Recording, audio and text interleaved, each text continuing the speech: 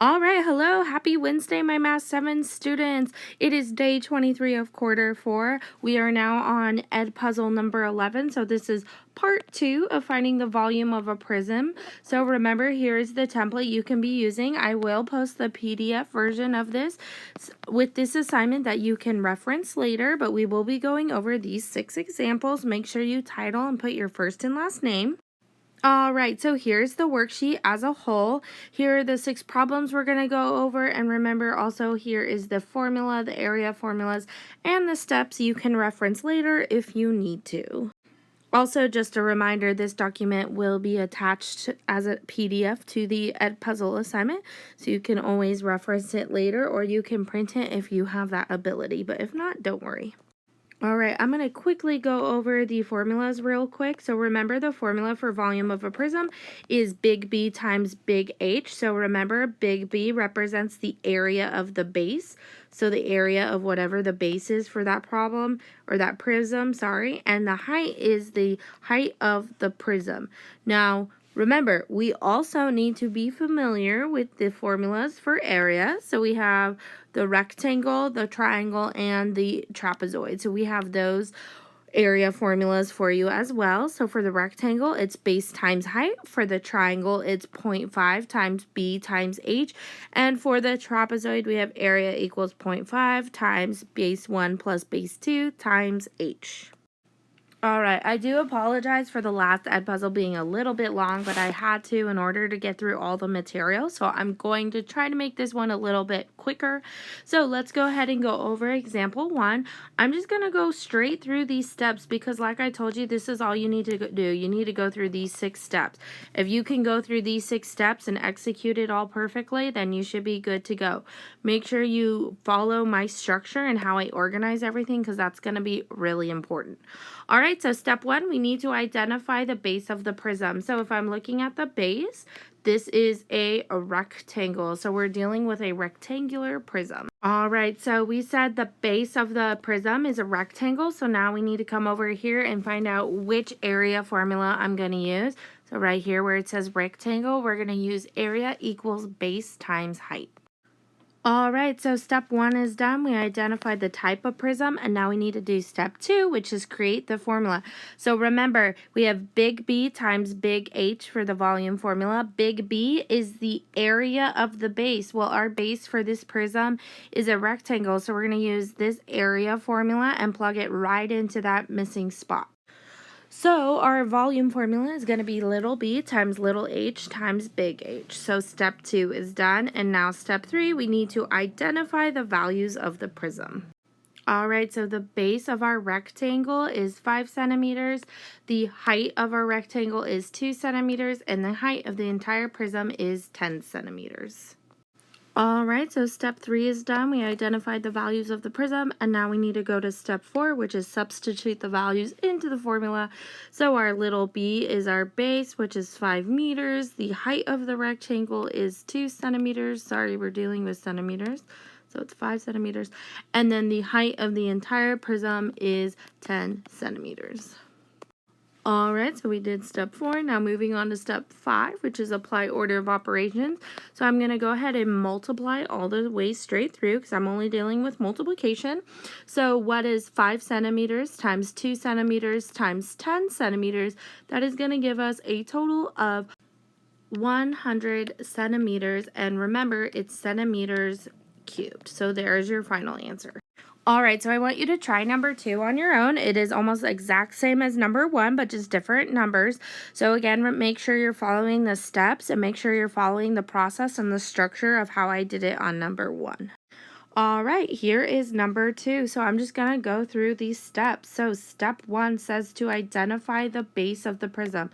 So I'm looking at this prism and it looks like the base is a triangle. So here is our base. We decided the base is a triangle. Now let's go to step 2 and create the formula. All right, so now I'm going to look at the different area formulas. So I need to find the one that's for triangles. So here we go. We're going to use the formula A equals 0.5 times base times height. All right, so remember the formula for volume of any prism is volume equals big B, which is the area of the base, times big H. So the base we're dealing with is a triangle. So the area of this base is area equals 0.5 times H times H. So I'm going to take this formula and substitute it right into this little blank spot. So the formula we have created is 0.5 times little b times little h times big H. So step 2 is done. Now step 3, we need to identify the values of the prism. So the base of the triangle is 6. So now we need to identify the height of the triangle. So one thing I want you guys to realize is I accidentally forgot to put the height for this triangle. So as you can tell, this 5 right here is not the height. That 5 is for this side length right here. So that is not the height of the triangle. The height of the triangle is actually 4 centimeters. I just forgot to write it down. So make sure you fix that when you're writing this down. And then the height of the entire prism is 8 centimeters. All right, so step 3 is done. We identified all the values of the prism. Now we're going to move on to step 4, which is substitute these values into the formula. So we said our little b is going to be 6 centimeters, our little h is 4 centimeters, and our big H is 8 centimeters. So remember, really all of this finding the surface area, finding the volume, is just being able to find the correct values and substituting them into the formula correctly. And then all you're doing is just multiplying. So from here, we're just going to apply PEMDAS. So we need to multiply all the way through. So plugging into your calculator, what's 0.5 times 6 centimeters times 4 centimeters times 8 centimeters? That will give you a total volume of 96 centimeters cubed. So that is the volume of this triangular prism. All right, so you're going to do number 4 on your own. Like I said, number 3 is exactly the same, but different numbers. So please make sure you follow the process of number 3. All right, here we go. Now we're going to do example 5. So I'm just going to walk you through the 6 steps. So step 1, identify the base of the prism. So if I'm looking at this prism, it looks like this is a trapezoid. So we are dealing with a trapezoidal prism. All right, so step 1 is done, and now we need to do step 2, which is create the formula. So I'm going to come over here and find out first which area formula I'm going to use. So I'm going to come over to trapezoids, and we're going to use area equals 0.5 times base 1 plus base 2 times height. All right, so remember the formula for the volume of any prism is volume equals big B, which is the area of the base, times big H. So the base we are dealing with right now is a trapezoid. So the area of a trapezoid is this formula right here, and I'm going to substitute it into that blank spot right there. Okay, so step 2 is done, and now we need to do step 3, which is identify the values of the prism. So we have our bases. So base 1 is going to be 8 centimeters. Remember, we have 2 bases when dealing with trapezoid, and base 2 is going to be 12 centimeters. And then the height is 10 centimeters, and the height of the entire prism is 22 centimeters.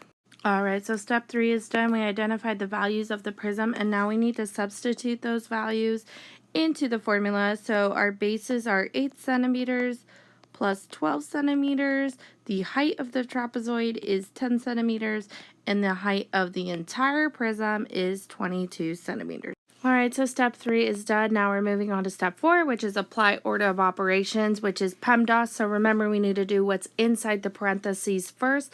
So first thing we need to do before we do anything is add 8 centimeters plus 12 centimeters, which will give us a total of 20 centimeters. All right, so I added those 2 values together, and now I brought the rest of the values down.